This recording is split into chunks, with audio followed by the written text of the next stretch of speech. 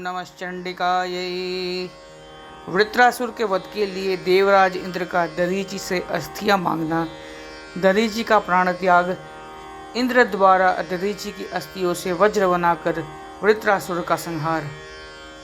श्री नारद जी बोले, महादेव, देवदेव महेश्वर, प्रभु, जिस तरह से इंद्र को ब्रह्म हत्या का पाप लगा, जिस तरह से वह महामति इंद्र तथा ब्रह्मा आदि देवता महाकाली के दर्शन की इच्छा से गए, जिस प्रकार से वह ब्रह्मा आदि देवगण देव आदि देव शिव की कृपा से सभी लोकों को पार करके उन भगवती के लोक में पहुँचे और वे भैरवों द्वारा रक्षित उनके पुर के द्वारों को पार कर अंतःपुर में गए, तथा जिस तरह से उन्होंने देवी को देखा एवं उन भगवती की जैसी मूर्ति का दर्शन किया, वह सब मुझे आप विस्तार पूर्वक बताइए।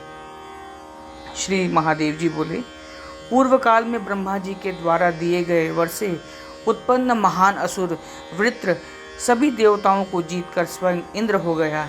नारद, महान बल तथा पराक्रम वाले उस वृत्रासुर ने चंद्रमा, सूर्य, अग्नि, मरुदगण, कुबेर तथा यम के अधिकारों को छीनकर तीनों लोकों पर एकाधिकार प्राप्त कर लिया था। ब्रह्मा जी ने दधीचि की अस्थि से बनाए गए महास्त्र के द्वारा देवराज इंद्र के हाथ से उस दुरात्मा की मृत्यु सुनिश्चित की थी। मुनिवर, देवराज इंद्र ने बृहस्पति के निर्देश अनुसार पद्मयोनि ब्रह्मा जी से प्रार्थना करके इस रहस्य को जाना। तत्पश्चात इंद्र मुनि दधीचि के पास स्वयं गए और लोकों की रक्षा के निमित्त भिक्षा के रूप में उनकी अस्थि की याचना की। मुने, उन इंद्र ने दोनों हाथ जोड़कर मुनि श्रेष्ठ महात्मा दधीचि को प्रणाम किया और उनसे कहा, आपका स्वागत है। तत्पश्चात मुनि दधीचि भी देवराज इंद्र को आया हुआ जानकर अपने स्थान से उठ खड़े हुए और उन्होंने आसन देकर कुशल आदि पूछा तथा कहा, देवराज, आपका यहाँ आगमन किस लिए हुआ, उसे मुझे बतलाइए। दधीचि मुनि के ऐसा कहने पर देवराज इंद्र ने उनसे कहा, मुने, हम लोगों का जैसा समाचार है वह क्या आपको ज्ञात नहीं है? ब्रह्मा जी के द्वारा दिए गए वरदान से उत्पन्न वृत्र नामक महान असुर हम लोकपालों को जीतकर स्वयं त्रिलोकेश हो गया है। मुनि श्रेष्ठ, हम सभी देवतागण उसके भय से स्वर्ग छोड़कर मनुष्यों की भांति इस मृत्यु लोक में निवास कर रहे हैं। मैं ना तो यज्ञ भाग प्राप्त कर पा रहा हूँ और ना कोई हमारी पूजा ही कर रहा है। इस प्रकार की दुर्गति को प्राप्त हुआ मैं आपसे और क्या कह सकता हूँ। मुने, आप ही कृपा करके यदि देवताओं का उद्धार करें, तभी दुख रूपी महासागर में निमग्न हम देवताओं का उद्धार हो सकता है। आप ही हमारे उद्धारक हैं। दधीचि बोले, जो हो चुका है और जो आगे होगा वह सब मैं अपने विशिष्ट विज्ञान रूपी नेत्रों से जान रहा हूँ। इंद्र, मुझे क्या करना है वो मुझे बताइए। इंद्र बोले, ब्राह्मण, मैं क्या कहूँ, मुझे बड़ा भय लग रहा है। महामुने, मैं जिसके लिए आपके पास आया हूँ उसे सुने। ब्रह्मा जी ने उस वृत्रासुर की मृत्यु किसी अन्य प्रकार से निश्चित नहीं की है, अपितु आपकी अस्थियों से बने गए अस्त्रों से ही उसकी मृत्यु संभव है। प्रभो, इसलिए मैं आपके पास आया हूँ। मुनि श्रेष्ठ, जिसके लिए मेरा यहाँ आगमन हुआ है वह सब मैंने आपसे बता दिया। अब जैसा उचित हो वैसा आप विचार करें।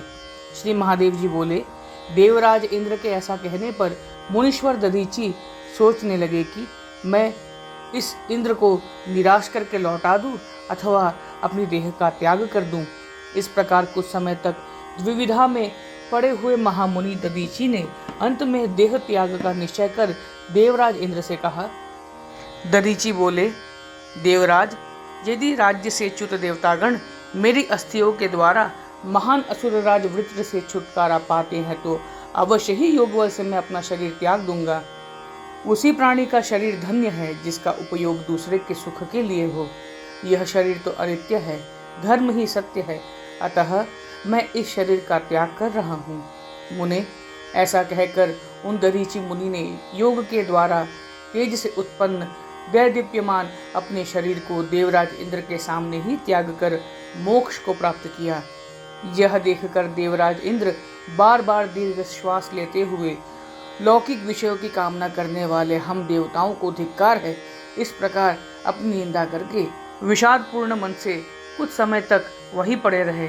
मुने तत्पश्चात उनकी अस्थियों को आदर पूर्वक ग्रहण कर उन देवराज इंद्र ने देवगणों से मंत्रणा करके उस महान असुरराज वृत्रासुर के वध के लिए उन अस्थियों से अनेक प्रकार के अस्त्र बनाए।